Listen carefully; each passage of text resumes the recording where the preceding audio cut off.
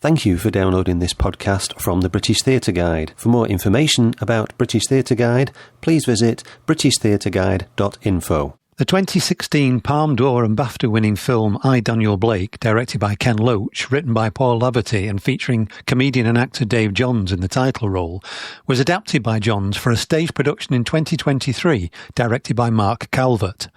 The production is to be revived for a short tour in 2026, produced by Northern Stage in Newcastle and Leeds Playhouse, featuring most of the original cast and production team.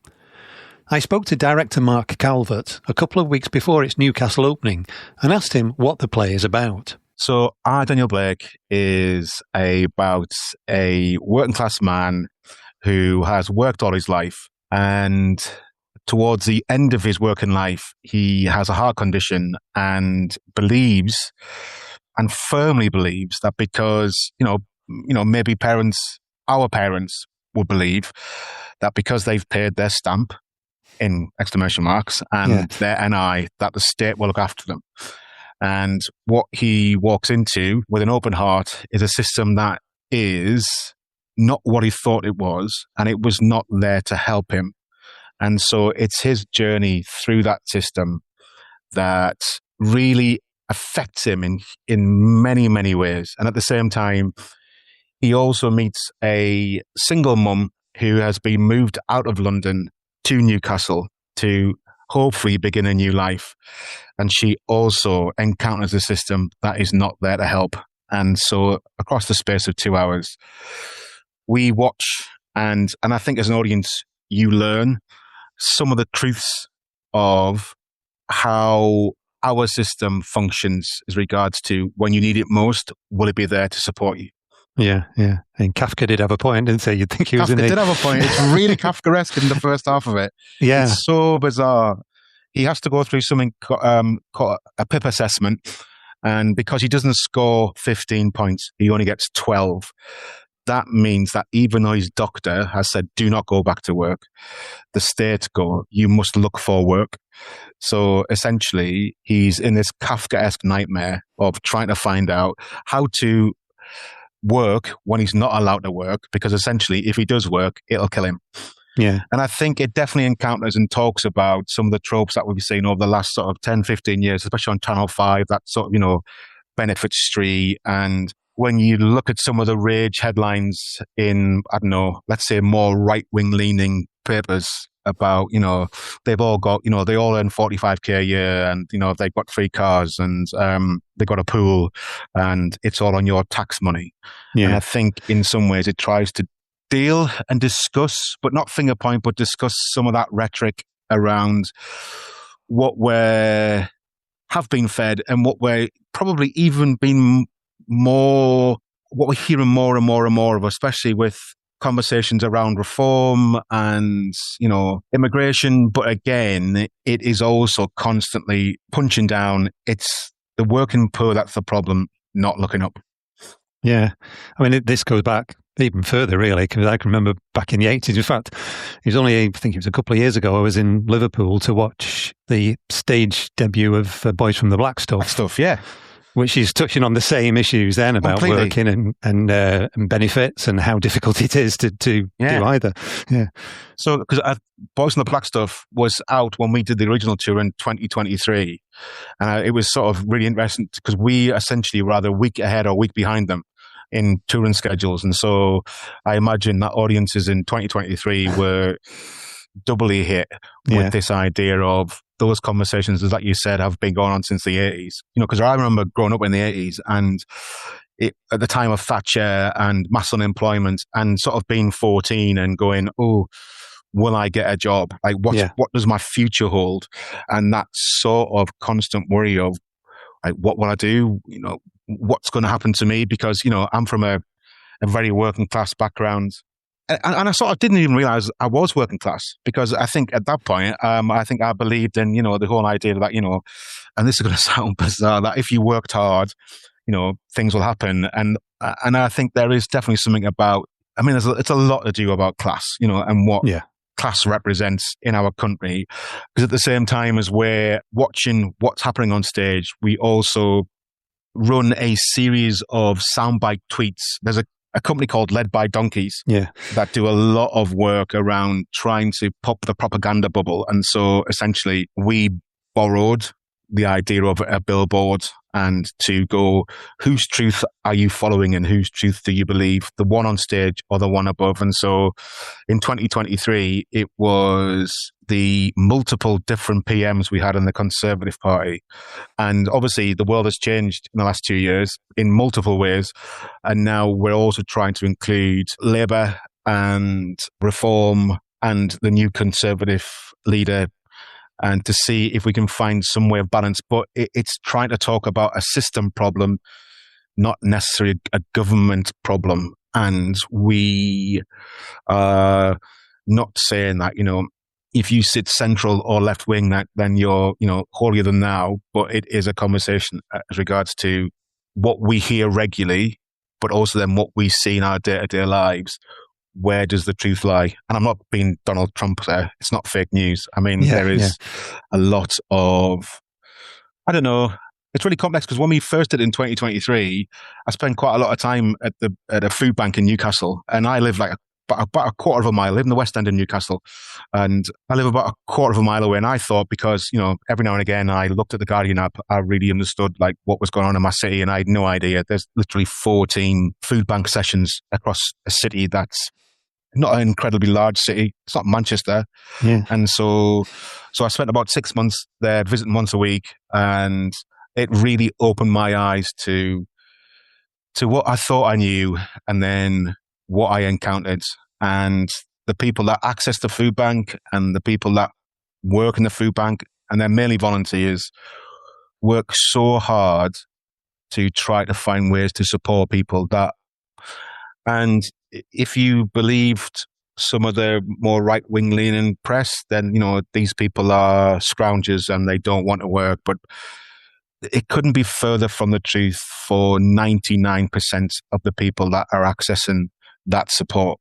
Yeah. It is incredible. It is incredible what's happened in our country over the last 16 years. It's mind-blowing that a team of people that are not backed by central government are going out into communities and keeping communities together. And I think, maybe in the 70s and 80s, there will be a thought that, but maybe I was too young at that point to understand it, but they'll thought, that government were there to do that. And it feels that since austerity and austerity 2.0, the system has just closed its eyes and allowed these community support aspects to grow and grow and grow, because they're filling a gap that the government either can't or won't fill.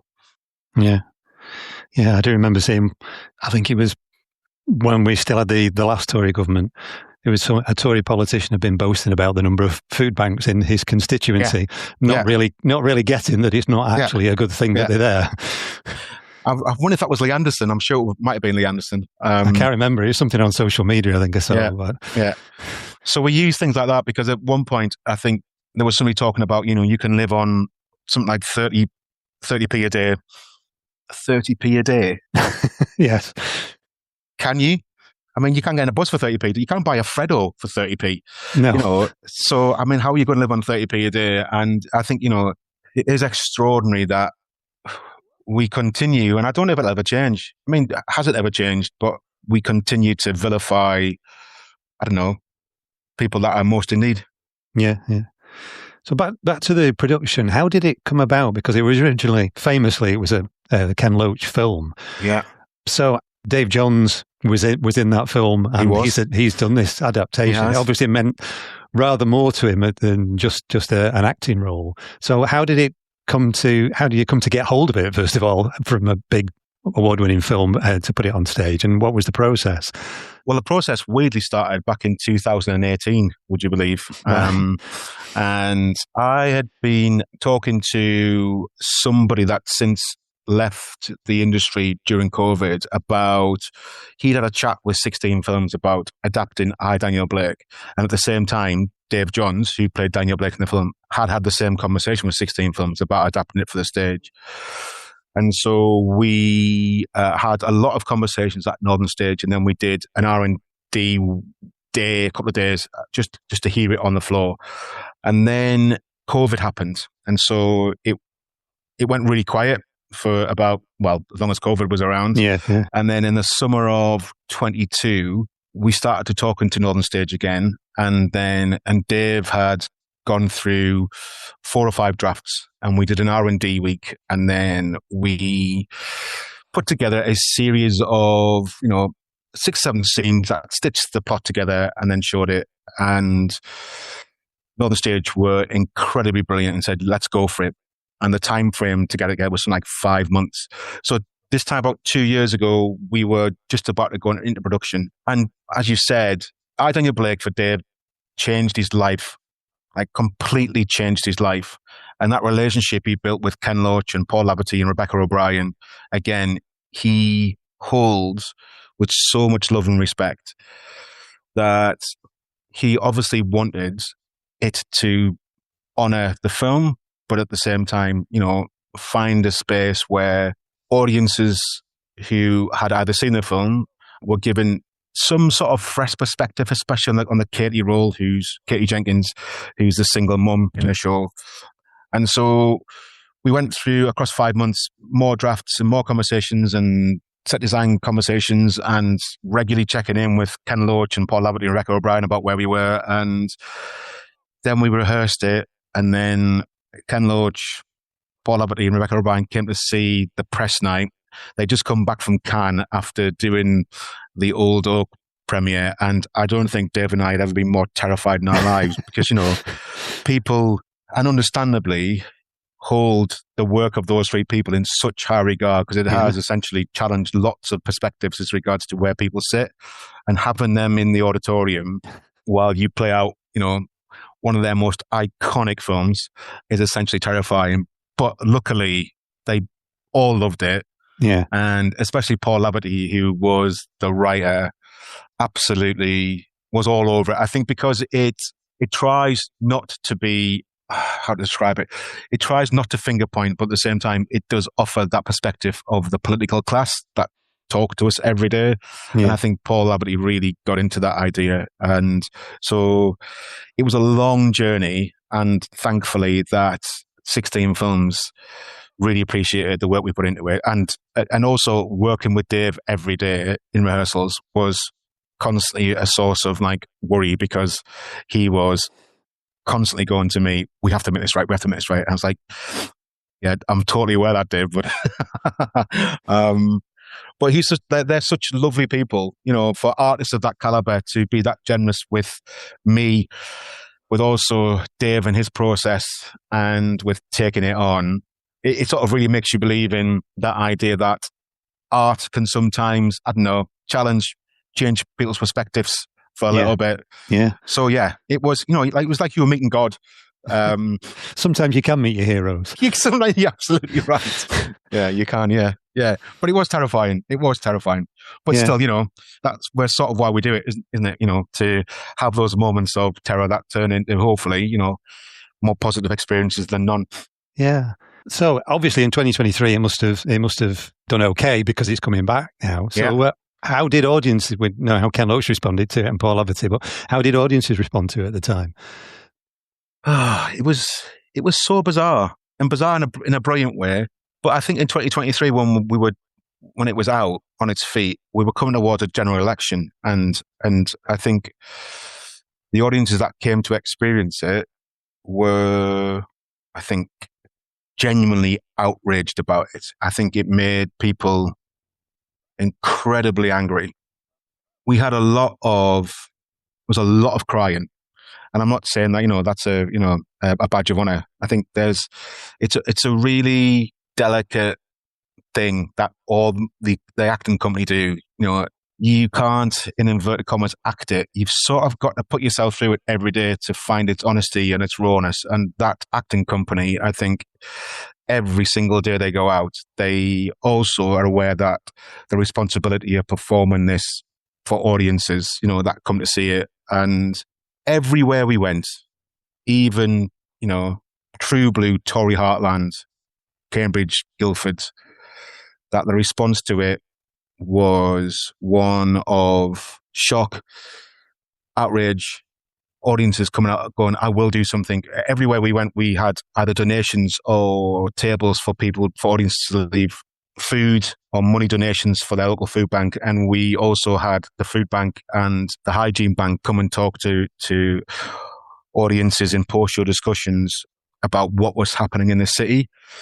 And, alongside the multiple standing ovations and, the lovely feedback and press, I think the most important thing about it was that we, for a brief moment, I think, made people think about their city and people in their city, and they can either give a little bit of time or a little bit of money or some food or whatever that was. Because speaking to the food bank here, that the story that they face, it goes in cycles. So, sometimes, they've got lots of donations, and then other times, because it's not in the news, they struggle.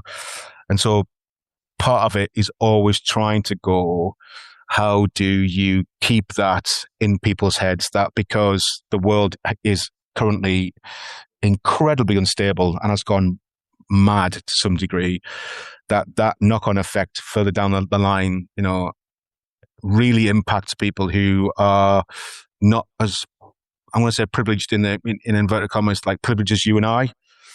And so, yeah, I don't know. It was lots of anger, but also I think then lots of hope, because people did for a short while then come back into theatres and donate money or food or time to go and volunteer. And so I think that should be its conversation beyond, the plauditory, or that essentially that there is a thing happening in your city that you'll probably never encounter, and luckily for you, yeah. but it is happening, and hopefully that it sort of inspires you to do something a little bit, pay it forward. So yeah, audiences had not a great time. They had quite a disturbing time, but the knock-on effect of that was that in some ways it helped people for a brief moment. So do you think theatre, and we've seen it with TV drama, can change things, with like the post office scandal? Yeah. So do you think theatre can change things, change minds? I don't know. I mean, sometimes I used to really think that. Yes. But maybe because I've become, I don't know, longer in the tooth. But this definitely, for me, thought, it can. It can for brief moments. It can make people reflect on what they do. There's a line in it where Katie talks about being homeless at some point, and the worst thing about it is, beyond all of the obvious stuff, is that nobody talks to you. And when we first started rehearsing that, I started to go, am I that person that walks past people because I feel so guilty that I can't help, that I won't even say hello to them? And so, and again, this is not me going, look at my angel feathers and doing, self-congratulatory backslapping. It's just even that human contact, saying, I'm sorry, I've not got no money, or whatever it is, having a conversation, or going and buying them something. It seems so sort of like, virtual signaling, but yeah, I think it can, and I've witnessed it. I've witnessed it, in the last tour, and it does change people's, perspectives. But it's like us all. We move on to the next thing. It's might stay with you for a week, but in that week, if you do one or two things that help somebody else down the line, then great on you. Yeah, and you said something before about incorporating current leaders. So is it still in development? Is it still changing? Is it still adapting to current politics? Yeah, we're trying to find ways to continue that journey and that conversation about the system, and not the system. I mean, again, naively, 18 months ago, 2 years ago, when Labour came in, I was like, hopefully, hopefully some clear direction, some sanity, some, more confidence in the country. And under their leadership, it's like the system has sort of got worse for people accessing benefits. And I've voted Labour all my life. And I think there's also that struggle as regards to what Labour are currently representing. But that aside, I find it sort of slightly disturbing that, in my naive outlook, I was like, oh, it'll get better. And it hasn't. So trying to frame that as a conversation that is ongoing is its thing, that it's not just one government, it's all of them. Yeah. And it's whatever is the most expedient thing to jump on that allows them to, have a national conversation via press. So yes, we're trying to do it. The thing about the Labour Party is they're not as rhetorical as the Conservatives are. So they're a little bit quieter as regards to in their rhetoric, but trying to find that balance so the show doesn't get accused of being, right-wing bad, left-wing good.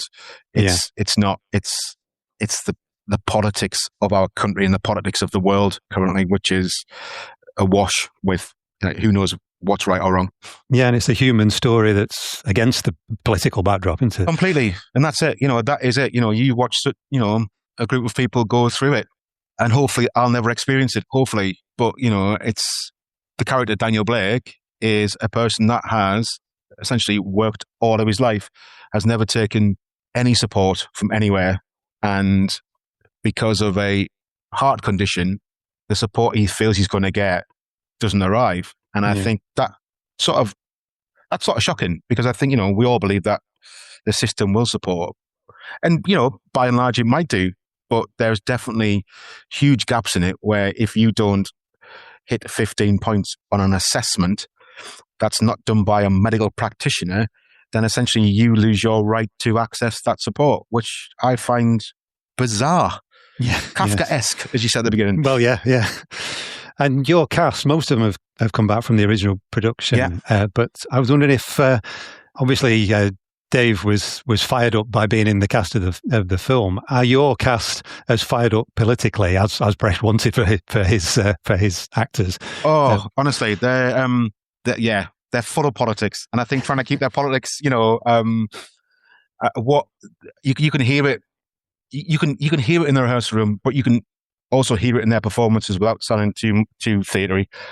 They care so much about it. They care so much about what they're representing. It's also a story from Newcastle with a universality to it that, that you can go to any city in our country and it will hit home, because every city is experienced it or has experienced it. And so they are all very politically astute, they're by and large much more overtly political than I am, but they're also in post-show discussions, they're not also there to push politics. They're there to have a conversation about what they've also witnessed, because in the first block of rehearsals, we again went up to the Newcastle Food Bank and spent some time meeting some of the people that access it and some of the people that volunteer there. And again, that is an experience I don't think you sort of forget.